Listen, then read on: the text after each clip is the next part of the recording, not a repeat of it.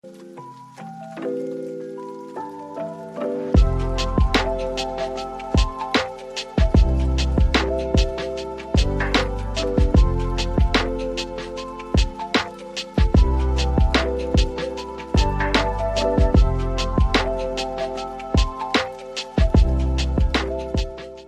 someone who runs their own business and works from home, I've put a lot of effort into making sure I have a good home office setup and desk setup. So today I'm going to go through what I've got, why I've got it, how much it costs, and hopefully give you some inspiration as well. Let's get into the video. Now, before I used to have an Amazon Basics desk. It was actually quite small. It did the job. I had it for a number of years and scratched it and damaged it and chipped it away and things like that. So it was looking a little bit damaged.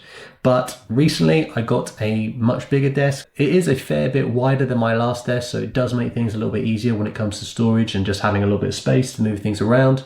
So I got this desk in a light beechwood color, which I think is a little bit more interesting than just plain white. And I got this desk off Facebook Marketplace for only £50. So which I thought was a pretty good deal, considering a desk like this would probably cost 4 or 5 times the price. And this was pretty much brand new, as it wasn't being used by the guy that had it before. My advice would be, if you're looking for a new desk, to make sure that you look on Facebook Marketplace, as you can get some pretty good deals. And it's going to be a lot cheaper, and you can probably put that extra money that you would have spent on something a little bit more interesting. One of the first things I have is a vertical mouse, which I upgraded from an old Amazon Basics mouse. Now, that mouse was okay, it did the job, but I find with a vertical mouse, I have less wrist strain, and it's a little bit more comfy, and it didn't really cost that much. So I think it was under £10, but you can get these on Amazon, and I think they do the job pretty good. On my desk is also an old Dell keyboard. Now, I've had this Dell keyboard for a very long time. I actually got it for free at my old office when another company was closing down. So it hasn't cost me anything. It's pretty satisfying to type on, and it gives me no problems, and it's also wired as well. Personally, I prefer a wired keyboard and mouse. Then I don't have to worry about battery life or having to get more chargers or have cables laying around. And to be honest, I would like to live with less cables on my desk. In my last desk setup video, I had a 13-inch HP laptop, which was quite old and wasn't very good, to be honest. And I also had a Dell 27-inch monitor, both of which I've upgraded to something a little bit better. So now I have a Dell Pro something, I don't know, but it was quite expensive. It was about £1,300. I got one that was refurbished because I could get a higher spec. So it had, I think it was 32 gigabytes or megabytes of RAM. I'm still not very good at this. And it had better storage, better everything, a better screen. And this laptop is just so good and so much of an upgrade. It makes me wonder why I held on to this old HP laptop for so long. Now I have got a Samsung 32-inch monitor. As you can imagine, having a 32-inch monitor does make a difference. It is pretty big, and when you bring up a document, you are seriously looking at that document. Now, I was tempted to get another monitor to put beside it, but I thought that might be too much and it might be a little bit too distracting and have the opposite effect of what I was trying to go for. So I decided to get just one bigger monitor rather than having two side by side. Now, this monitor is pretty good, as it has some decent features like eye care and some dimming stuff, which makes it a lot easier to look at.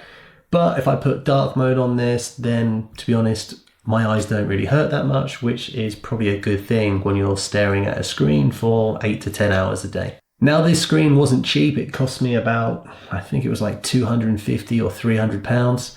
I think it was on sale, but if you want a good screen, then obviously you just have to pay the money. My thoughts were investing into a good screen is going to make me more productive and hopefully help save my eyesight long term. I also have an iPad 10, which I use to work with. So I have my iPad and I have my, I can't remember what they call it, my Apple Pencil.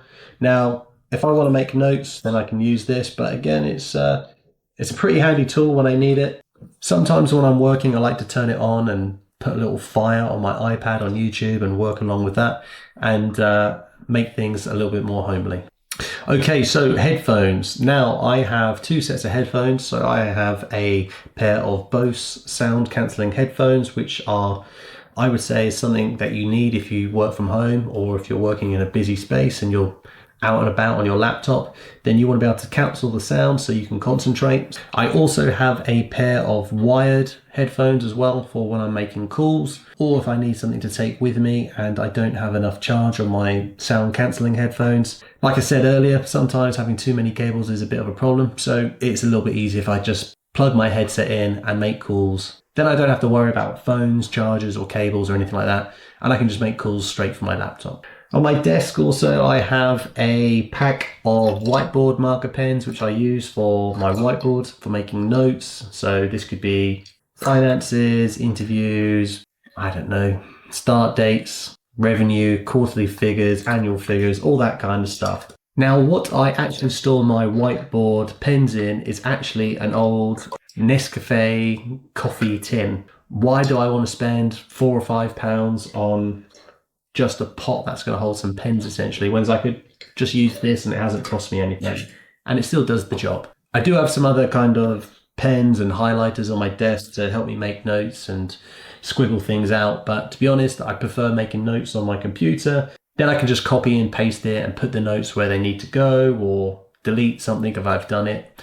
But occasionally I still have to write things down, so I do have pens and pads on my desk occasionally. I've also added a cupboard in the corner of the room for extra storage. So this has like stationery and documents and marketing material and some other bits and pieces. Sometimes it does become the default place for me when I clear my desk and want to make some room. I also have the Govee light stick behind the camera. I don't know what you call it. It's just a big 4 or 5 foot stick that changes color. But again, this is just to create some ambient lighting and to try and make the office and the room a little bit more interesting. Now the Govee light was about £100 or £110, so it wasn't that cheap and it probably wasn't really that expensive.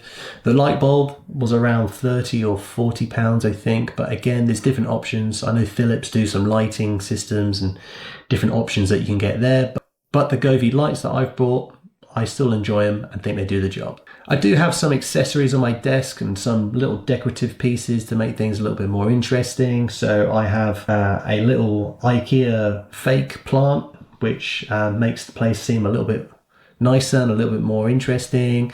So some other little accessories I have on my desk include a little mouse stress ball. If you work in recruitment or run your own business, then a stress ball is a must. I also have my glasses on my desk for when I need them.